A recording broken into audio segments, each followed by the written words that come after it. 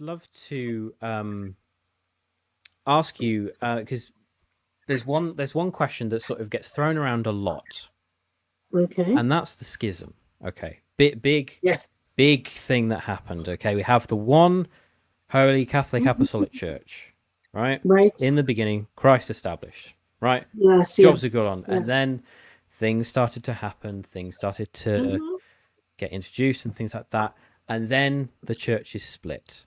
So Yes. what actually happened at the split, for those who don't know, for Okay. those who might be interested to find out from an Orthodox perspective, Sure. what happened at the schism? What caused the schism?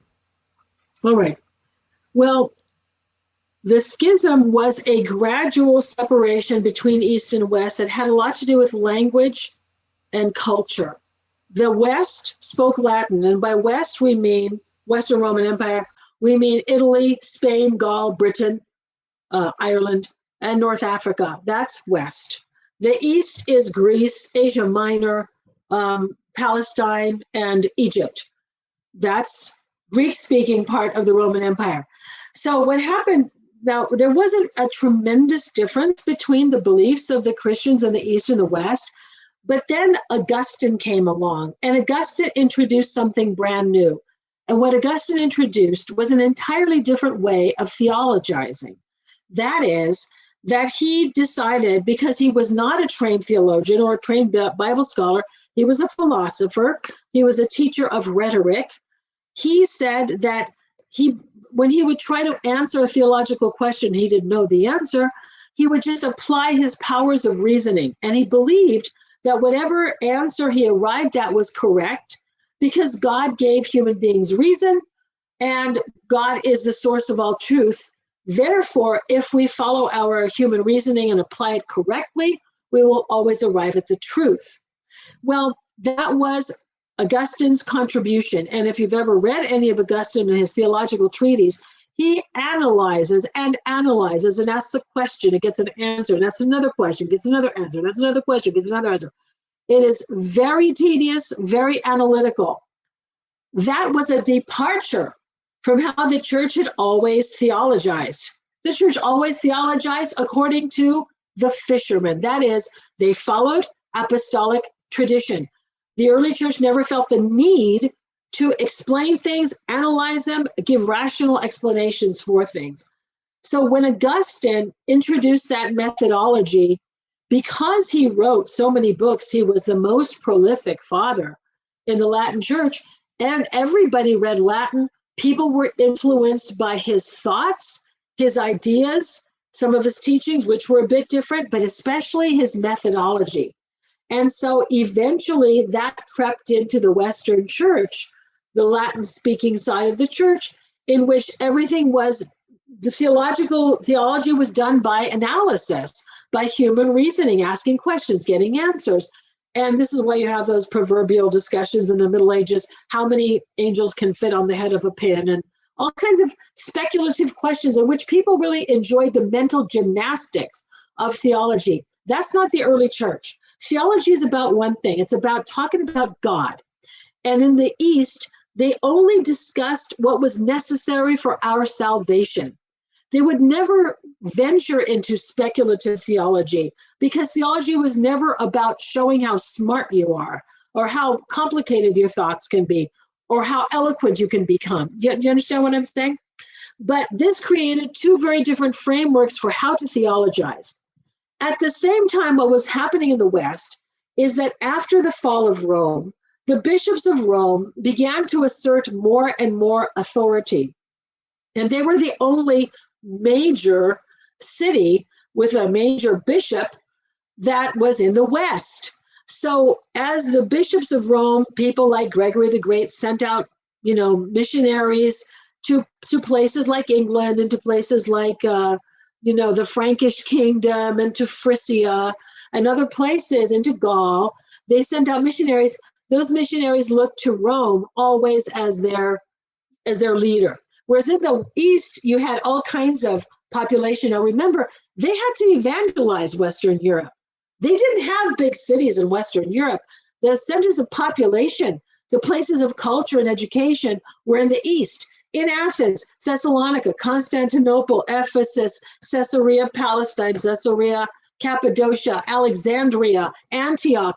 That's where the population was in the East. That's where education was.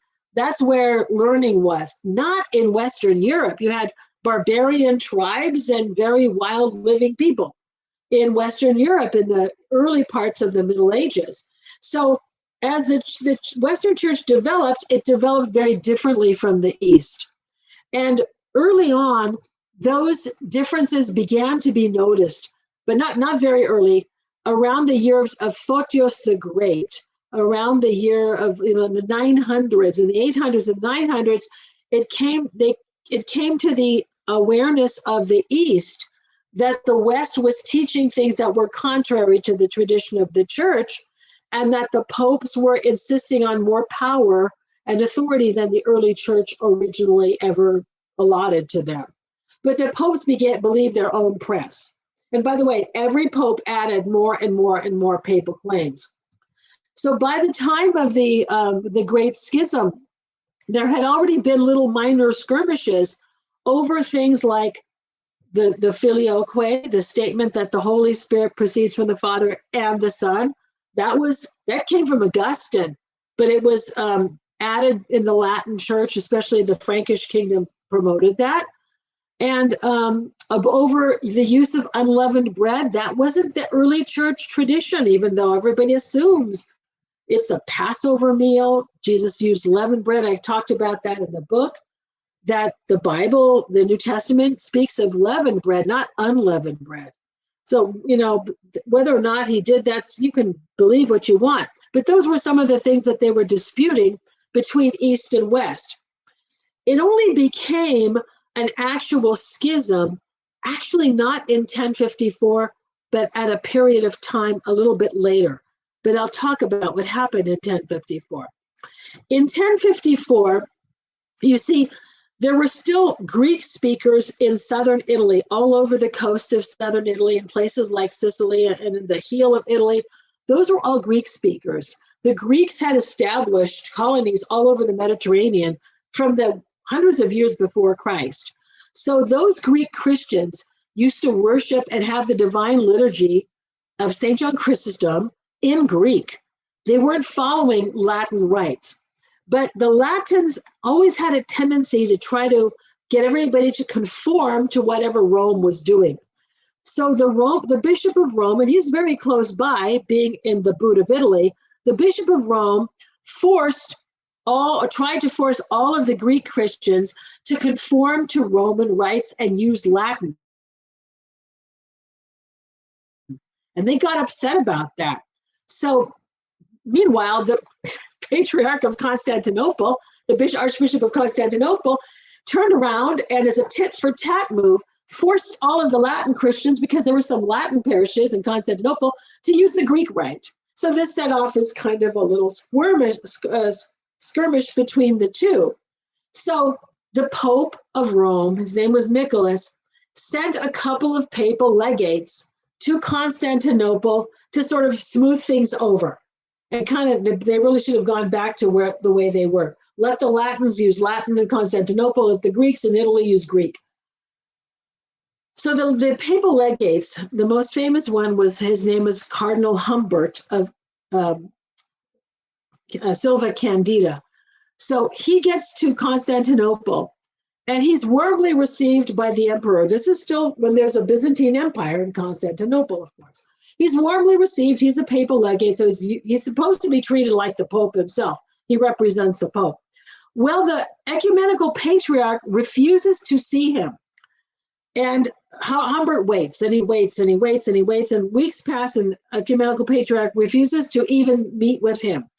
Now, the reason why the patriarch refused is because shortly after Humbert left Rome, the Pope was fighting with the Normans. The popes used to lead armies in battle and everything because they had their own territory.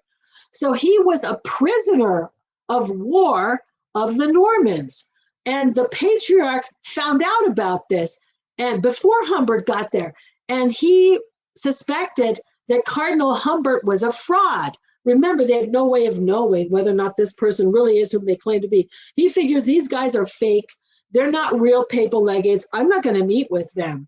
And another reason why he said that he concluded that Humbert was a fraud is because Humbert said a lot of things that were incorrect historically about the position of the ecumenical patriarch. For example, he said, you're not second in line after Rome. You have to come after Alexandria and after Antioch because those were Petrine sees. So Caroladios, Patriarch Michael of Constantinople, is saying, this guy is an idiot. He doesn't even know church history, because he didn't know that that was the idea that they had in Rome about the Peter is in charge of the Pope is the head of the church because of Peter. I mean, he kind of knew that, but this distorted idea that Constantinople is last, not second, everybody knows it's second because of the canons of the church. So he figures, Patriarch Michael figures this guy's a fraud.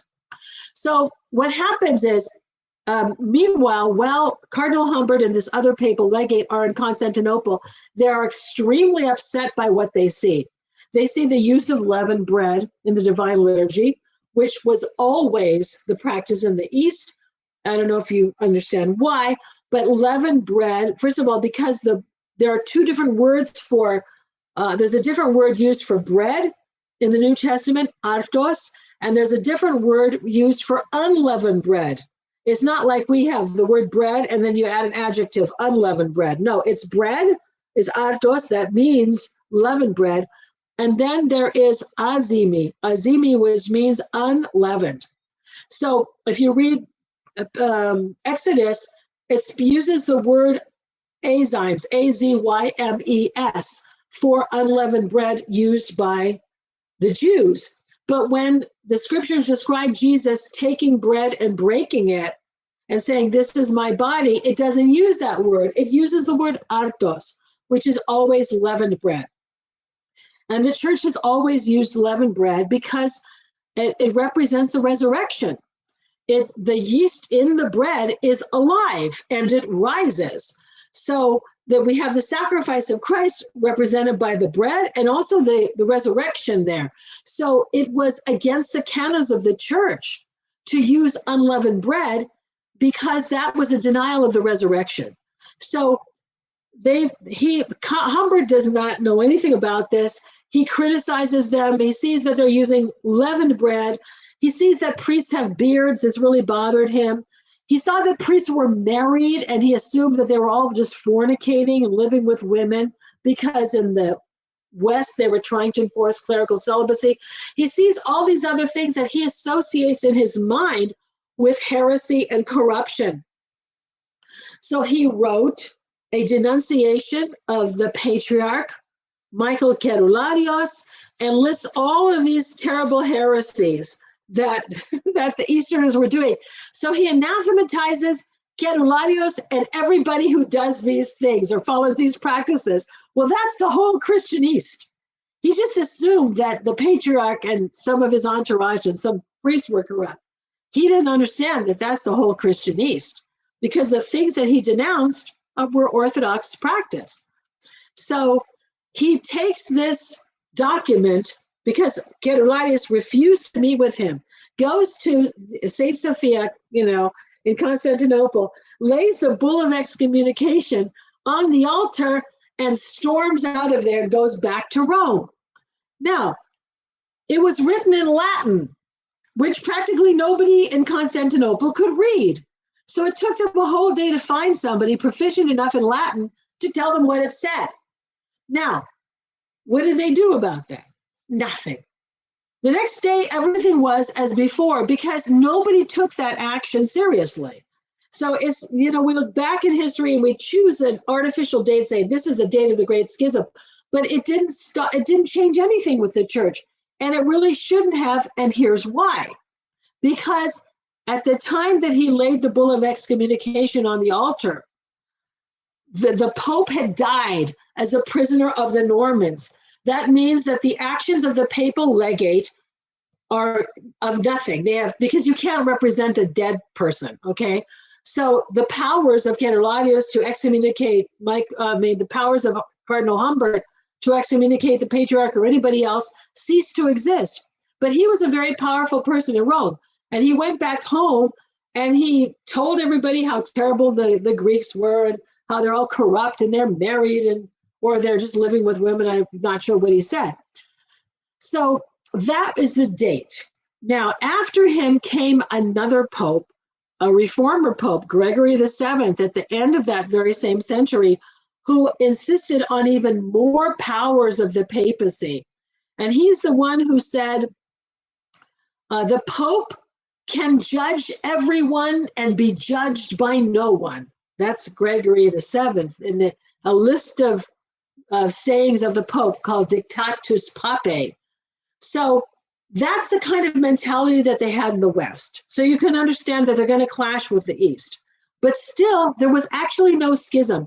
Nothing changed in the way the East and the West related to each other after the Bull of Excommunication. What changed and caused true schism was the Fourth Crusade, when the Venetians came to Constantinople rather than going to Jerusalem.